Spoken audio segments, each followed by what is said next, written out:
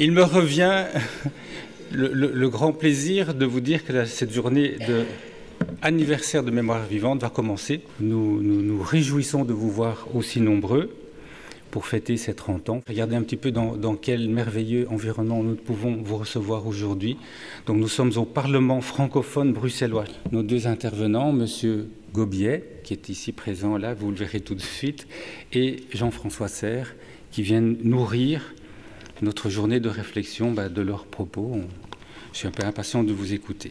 Aujourd'hui, si on cherche un lieu un lieu d'accueil en journée déjà pour un senior qui chercherait à avoir des activités, c'est un véritable défi. Et c'est ici que Mémoire Vivante intervient modestement parce qu'on n'a pas d'énormes moyens, vous n'avez pas d'énormes moyens. Mais comme le dit la parabole du colibri, si l'intervention de Mémoire Vivante ne va pas mettre un terme au problème de l'isolement des seniors, au moins ils prennent leur part. Cet ADN gerbe de l'accueil et du souci des soins adaptés aux besoins de la communauté, je pense que Mémoire Vivante l'incarne particulièrement bien. 10% des personnes âgées qui se présentent auprès de soins généraux de première ligne présentent une dépression. La moitié de ces dépressions sera détectée et 1/5 de ces troubles seront efficacement pris en charge. Face à une population vieillissante et de plus en plus isolée, en perte de repères, des initiatives telles que Mémoire Vivante ont toute leur place et sont tout à fait d'actualité, me semble-t-il. Le projet Mémoire Vivante existe, vit et résiste dans le champ social depuis 30 ans. Ce projet est né d'un pari audacieux, pris par quelques membres de l'équipe de la Gerbe en 1989. Ces derniers ont participé à une recherche-action qui visait à valoriser la place de la personne âgée dans la société. Aujourd'hui, Mémoire Vivante poursuit son engagement et anime différents projets intergénérationnels en collaboration avec des écoles, des associations du quartier. Chers collègues venus d'autres institutions, chers partenaires et collaborateurs, et aussi auprès des seniors, avec qui nous échangeons nos réflexions et tentons d'améliorer nos pratiques. À vous, tous les aînés qui donnaient forme à ce projet depuis 30 ans, à ceux qui vous ont précédés et qui nous ont quittés, à ceux d'aujourd'hui qui mettent de leur présence à témoigner. Merci. Comment est-ce qu'on pouvait rêver une journée d'anniversaire d'un projet qui nous tient tellement à cœur, un projet où on y met notre tripes, on est tellement engagé dans cette pratique. Et donc voilà, on a dû la rêver, on a dû imaginer avec qui on avait envie de partager cet anniversaire. Et comme je le disais ce matin, la liste, elle n'était pas très longue. On a ciblé au plus juste et on avait envie de rencontrer d'abord des personnes humaines qui s'intéressent aux personnes âgées. Et voilà, on a trouvé nos deux élus, Jean-François Serre et Monsieur Pierre Gobiet. Au départ, il y a souvent une idée toute faite que tout le monde entend et auquel on adhère la plupart du temps, qui est le domicile, c'est quand même mieux que la maison de repos. Alors on peut le dire, on peut le penser, et je pense que beaucoup le pensent, et c'est tout à fait naturel, je pense, de le penser, mais il ne faut pas en faire un absolu, parce que si on en fait un absolu, on idéalise, voyez-vous, le domicile. Et donc, idéaliser suppose qu'on diabolise ce qui n'est pas le domicile, donc qu'on diabolise la maison de repos. Et donc, le corps est là, où ce qu'on fait alors quand il y a une entrée en maison de repos, on place. Voyez-vous, on maintient ou on place. Et pour moi, c'est un contenu de réification, d'objets. On fait ça avec des objets, on les place, on les déplace. Donc, ce n'est pas que cosmétique ce que je dis, c'est juste une réflexion que j'amorce en disant, mais peut-être pourrait-on parler non pas de maintien à tout prix, et Dieu sait que parfois le prix est important, mais de soutien d'une personne âgée à domicile, ce qui permet peut-être, lorsque ce soutien perd sens ou devient impossible, d'envisager non pas un placement, mais d'avoir anticipé quelque chose qui peut avoir les couleurs de l'accueil en maison de repos. Il y a aussi une forme de solitude très typique, très particulière du grand âge, c'est l'image du rescapé, l'image du survivant, souvent évoquée pour décrire cette solitude dans cette très longue vie.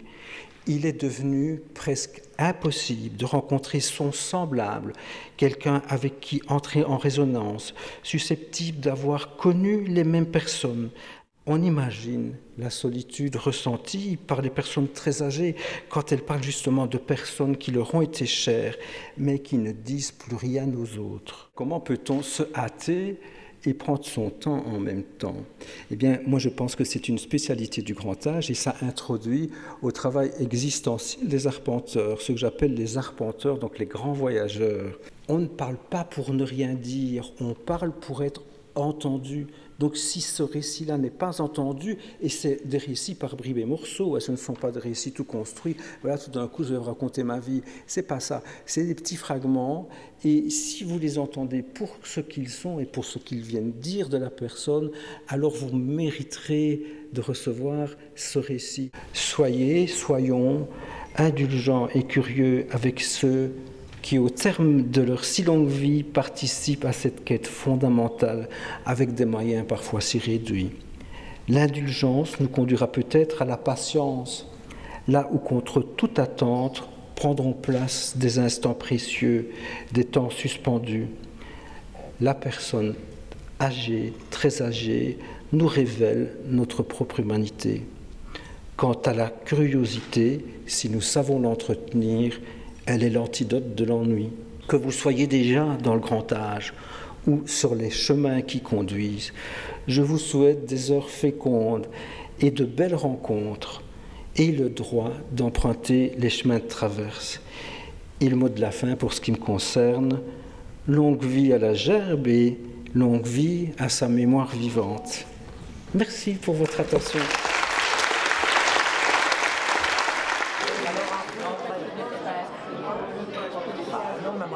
Moi, je n'étais pas inscrite non plus, enfin, je n'étais pas libre. Je faisais quelque chose.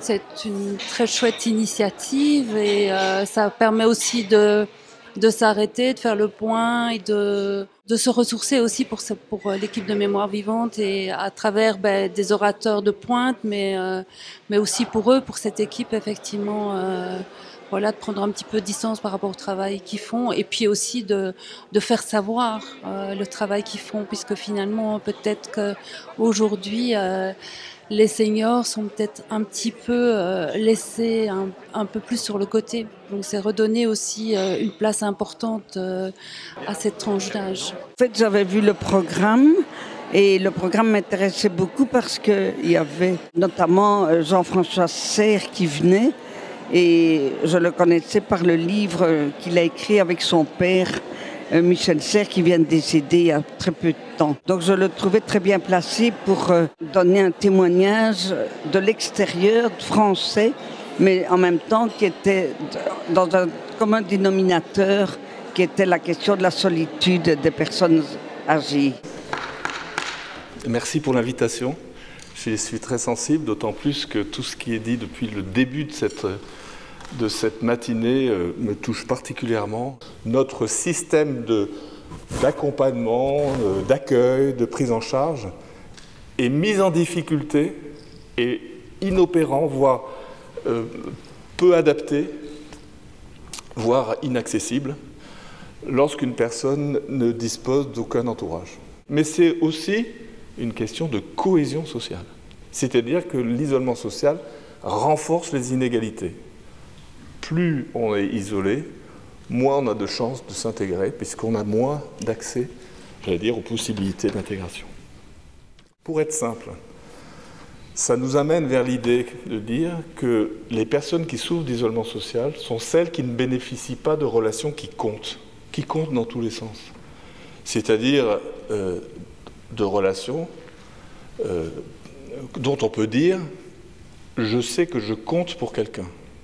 C'est-à-dire que je perçois dans le regard de l'autre la confirmation de mon existence. Voilà, c'est la reconnaissance. Et donc ça renvoie à la nécessité d'associer dans une politique publique, non seulement les professionnels, bien sûr, que beaucoup d'entre vous sont, je crois, mais aussi nous tous, en tant que voisins, en tant qu'amis, en tant qu'engagés bénévoles, en tant que citoyens, dans toute sa diversité, et donc à ce qui se passe dans ce qui nous tisse ensemble gratuitement. Et ça, évidemment, c'est, en termes de construction politique, quelque chose d'assez complexe, mais pourtant d'assez essentiel. Voilà en quelques mots peut-être en quoi il me semble que la question est politique, c'est-à-dire que la question de l'isolement social rejoint toutes les réflexions sur une société inclusive. C'est une société inclusive, c'est une société dans laquelle on doit évidemment construire, j'allais dire, un certain nombre de réponses individualisées, inscrits dans un regard très personnalisé des besoins et aussi des parcours des personnes. Et donc, on a mis en place, avec l'ensemble des acteurs, on y a pas mal travaillé, une charte qu'on a appelée la charte de l'équipe citoyenne, qui est une charte d'engagement, avec des engagements assez simples, qui consiste à dire, voilà, nous, on est des citoyens d'un quartier, et nous, cette question de l'isolement, voilà, ça nous intéresse et on veut bien agir là-dessus. On s'engage à agir ensemble, c'est-à-dire qu'en fait, on va se partager, on va travailler le projet ensemble, on va y réfléchir ensemble, on va se partager les responsabilités, on va être une équipe, quoi. Hein, voilà. La deuxième chose, c'est qu'on ne va pas faire ça tout seul, mais on va aussi être en lien avec les autres partenaires du territoire. Voilà. Les engagements, ils sont simplement cela. Je pense qu'aujourd'hui, on est vraiment dans un moment où la question, j'allais dire, de la relationnelle, c'est-à-dire des réseaux relationnels, la capacité à bénéficier, à avoir droit d'avoir une place au milieu des autres, devient un sujet où, en fin de compte, seulement certains y ont droit, et c'est la réalité, et que un nombre de plus en plus important, et c'est les plus pauvres, et c'est les plus vulnérables, notamment, n'y ont pas droit, et donc, je pense que c'est le moment d'inventer véritablement un commun de la République qui permettent, dans la proximité, de garantir le droit à la participation à la vie sociale pour ceux pour qui l'emploi n'est plus l'avenir ou n'est pas l'avenir, mais qui ont toute leur place dans la société.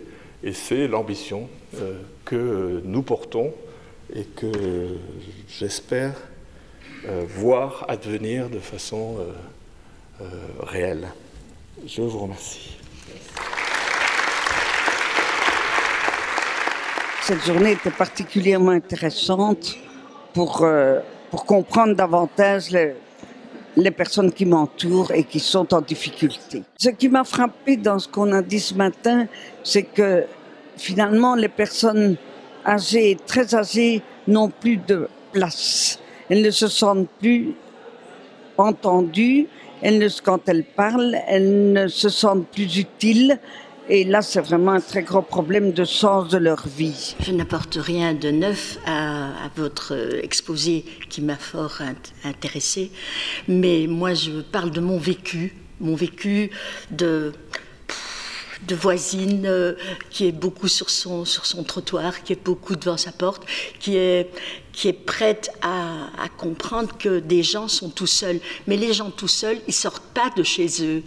Il faut vraiment aller les trouver et pour ça, je profite des fêtes de voisins, des fêtes de quartier, des fêtes de rue. On peut très bien bouger chacun à son niveau, mais il faut évidemment arriver à créer des liens avec ces gens. C'est parce qu'on est différent qu'on peut savoir qui on est. Et c'est ça qui est compliqué dans les maisons de repos. En particulier parce qu'on entend les personnes qui disent « Ah, moi je ne reste pas ici avec des vieux ». Ça ne veut pas dire qu'elles s'estiment plus jeunes ou qu'elles n'ont pas conscience de leur âge. Ça veut dire qu'elles ont conscience qu'elles ne vont bénéficier que du regard du même. Un regard qui est donc en quelque sorte un peu dépourvu de différence et donc aussi de nourriture. Donc voilà, cette nourriture-là, comment la construire, comment la proposer. Et donc, en effet, ça va au-delà du petit chien, ça va autour de comment trouver des ressources qui vont se mutualiser, qui vont créer un lieu de vie aussi simple que celui de la rue.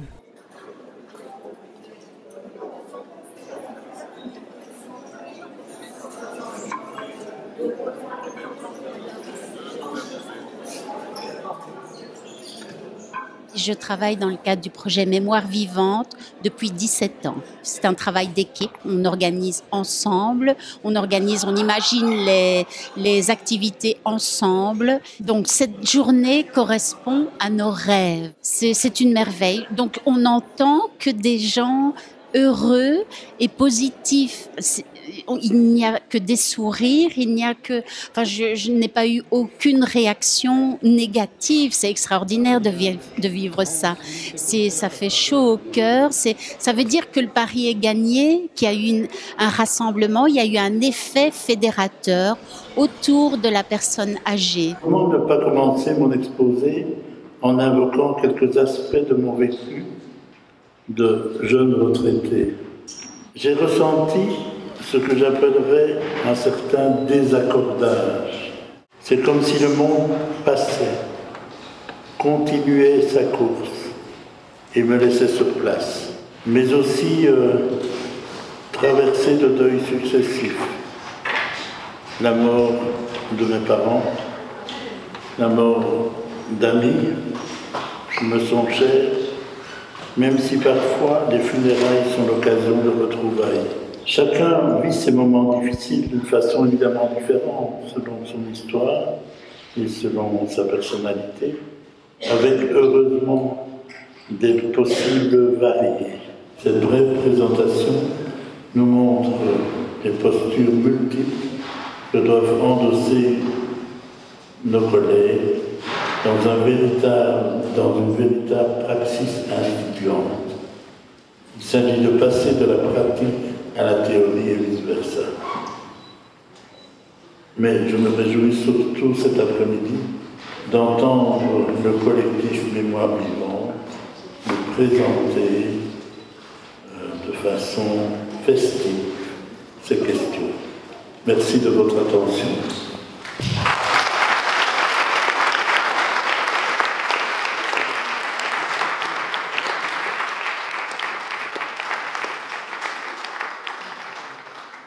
Je participe à cette journée parce qu'on a mis en place un atelier bien-être composé de 2 sous-ateliers, l'atelier maquillage.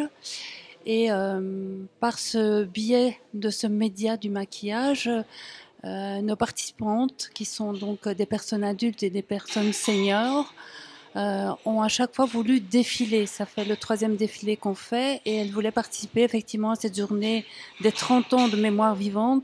On a commencé à réfléchir, à décliner ça d'une autre façon.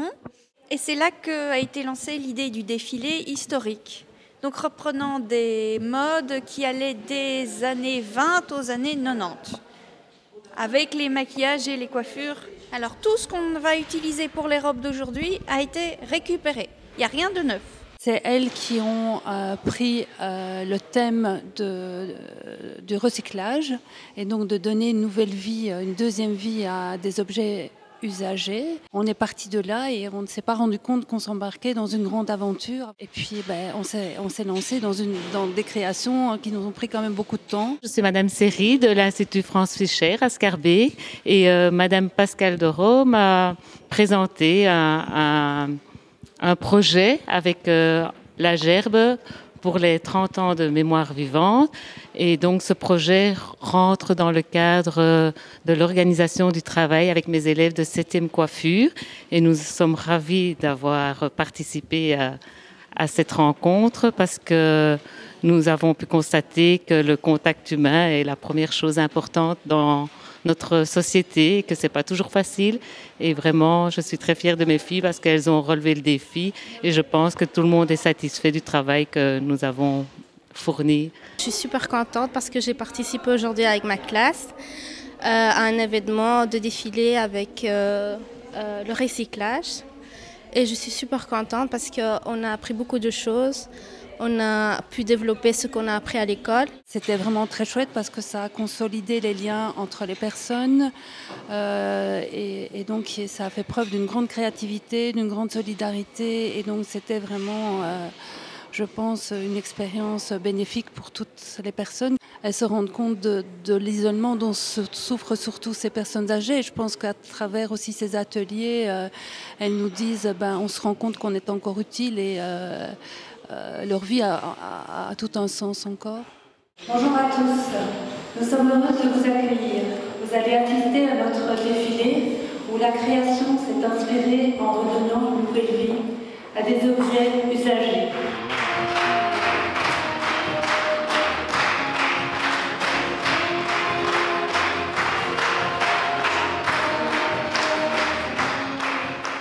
J'ai trouvé des sourires et un accueil de la compagnie. Un endroit où je me sens comme utile, où j'apporte la joie aux autres et où je me sens rassurée. Je sais que s'il m'arrive quelque chose, vous êtes tous à côté de moi. Merci à tous.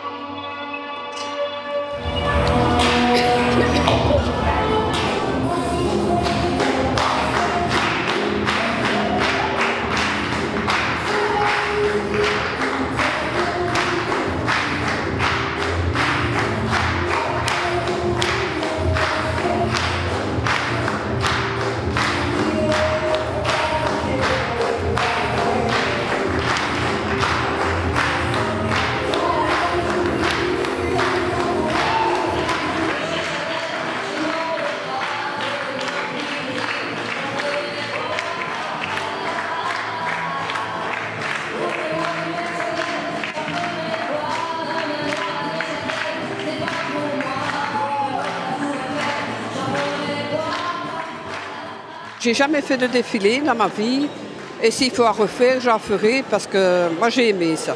Et on apprend des choses. Je suis content de faire tout ce que je fais à la GER, aux activités. Moi ça me décompresse et je suis bien avec tout le monde et ce que j'aime bien. Ça a changé ma vie parce que moi j'ai perdu mon mari en 2014 et maintenant je suis toute seule. Pour moi ça change beaucoup parce que bon, quand on est seul, et on a besoin de contact avec d'autres personnes. Et donc merci à Mémoire Vivante d'avoir organisé ce colloque si intéressant, vraiment. Je trouvais que toutes les interventions étaient très très importantes dans les réflexions qu'on a par rapport à ces questions et qui nous permet de faire aujourd'hui, cet après-midi surtout, de fêter ensemble cet anniversaire.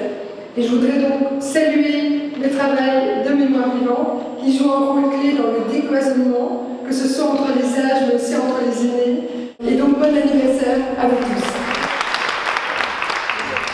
Ça m'intéresse aussi de voir des personnes qui sont sur le terrain depuis des années et qui sont vraiment en contact avec des personnes particulièrement précarisées et à cause de ça dans une grande détresse d'isolement. Je suis content que je suis venu aujourd'hui parce que ce matin c'était très intéressant, ces deux invités qui ont parlé.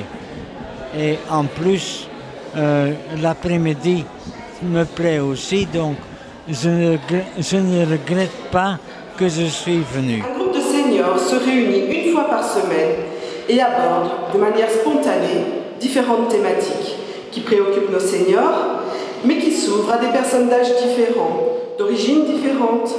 Et ensemble, nous discutons, nous réfléchissons, nous avançons vers plus de cohésion sociale. Mémoire Vivante aide les gens à sortir de leur solitude. Ce groupe m'a aidé à m'ouvrir au monde extérieur et à sortir de moi-même. Je n'ai plus peur des gens qui m'entourent, de sortir, d'aller à gauche et à droite, de rencontrer des personnes, de leur parler. Je me rends compte de tout ça. Je me rends compte aussi que je suis une personne comme une autre. Cet après-midi que je consacre à écouter les autres me permet d'oublier un peu mes problèmes personnels et d'être à l'écoute des autres. Car nous, les seniors, nous en avons des souvenirs à partager. Nous comparons, trop souvent je crois, notre passé avec la vie actuelle qui nous dépasse. Aujourd'hui, j'ai participé à l'anniversaire des 30 ans de Mémoire vivante. Le texte que nous avons écrit, c'est le fruit de nos réflexions le mercredi après-midi. On prend des thématiques, la solitude, les souvenirs, la transmission. Nous sommes en 2019. Vous êtes en 2119. Quel truc de ouf! On est élèves en 2e secondaire, au collège de Jean-Loup. Nous avons entre 13 et 15 ans. C'est assez chelou, bizarre, de penser que nous sommes vos ancêtres. Nous vous écrivons cette lettre pour que vous compreniez comment on vit à notre époque. Dans nos cahiers, on écrivait avec un porte-plume qu'on plongeait dans l'encrier. À ma première rentrée scolaire, j'ai pris trop d'encre et je l'ai bu. Nous sommes des enfants de la guerre. L'école était notre espoir, notre seul espoir d'ascenseur social. Pour ma mère, l'école était une échelle sociale, solide, indélébile. La guerre 40-45 finie, l'avenir s'offre à nous, joyeux, plein d'espoir. Ce sont des enfants de 15 ans qui nous ont écrit un texte imaginaire, bien sûr, qu'ils adressaient à leurs petits-enfants, donc dans 100 ans. Et donc, ils décrivent leur situation actuelle et la démarche que nous avons faite, c'était nous de prendre, par exemple, comme ils le disaient, les vêtements, la mode, et de les comparer à nous au même âge. Mes parents n'étaient pas du tout riches. Mon père travaillait dans une entreprise d'électricité, ma mère aussi. C'était dur. Avant, elle était noire, mais elle a été tellement frottée qu'aujourd'hui, elle est blanche. Elle est plus propre que le mur. Elle est effacée, mais toujours là. Ma grand-mère a caché un coiffeur juif dans sa cave. Mon mari a été placé à l'orphelinat Saint-Jean pendant la guerre. Ils ont dû évacuer l'Angleterre avec une taille d'oreiller, une thé d'oreiller pour sac à dos. Je me suis sauvée pendant la guerre. Je voulais aller en Amérique. J'avais 13 ans et j'ai traversé les Ardennes à pied. Ces 15 jours ont été les plus heureux de ma vie. En 1944, je me souviens des abris. Un avion était tombé dans la prairie en face. J'habitais proche du champ d'aviation de Beauvechain. Je suis venue pour rendre hommage à tous les artisans, les mots, les projets humanisants, les projets vivants et viviants. Je m'avance pour célébrer tous ceux qui ont mis leur cœur, leur bras, leurs dons et leur vision à bâtir et donner debout cet espace de résilience et d'appartenance. Je le disais ce matin, on transmet ce qu'on est, on transmet qui on est. Et effectivement, dans les ateliers, par exemple, avec l'école numéro 1, que les seniors, ils vont dans les écoles, ils échangent avec les élèves, etc. Ils viennent avec une compétence.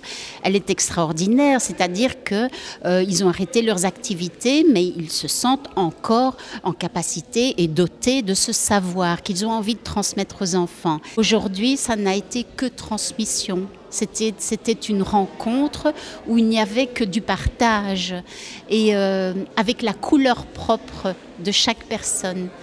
Et ça, c'est précieux. Il ne faut pas perdre ça.